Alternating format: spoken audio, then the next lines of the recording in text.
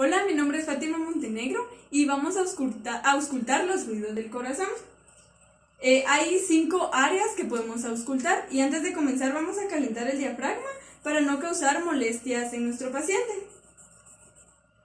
La primera área que auscultaremos es el área de la válvula aórtica, que se localiza en el segundo espacio intercostal derecho a lo largo del borde esternal derecho.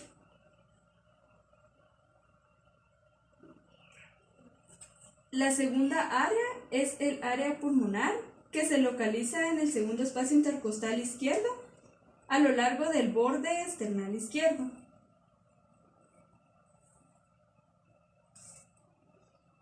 La segunda área pulmonar, que se localiza en el tercer espacio intercostal izquierdo a lo largo del borde esternal izquierdo.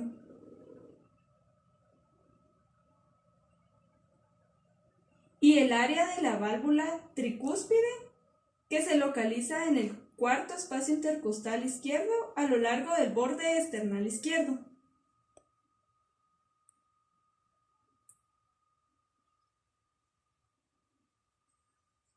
Y la última, que es el área de la válvula mitral o apical, que se localiza en la punta del corazón, en el quinto espacio intercostal izquierdo, a lo largo de la línea medioclavicular izquierda.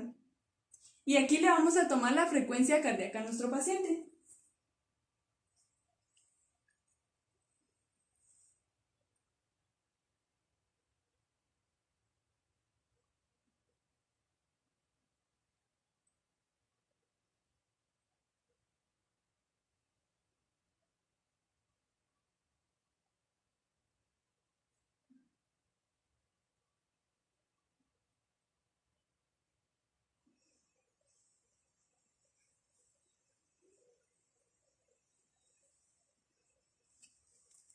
Nuestro paciente tiene una frecuencia cardíaca de 62 latidos por minuto y es muy importante que sepamos las valoraciones en los niños, pues esta es muy variada. Por ejemplo, cuando tienen menos de 1 año, la frecuencia cardíaca puede variar de 128 a 130 y cuando alcanzan una edad de 12 años a 17 ya pueden tener una frecuencia de 72 a 80.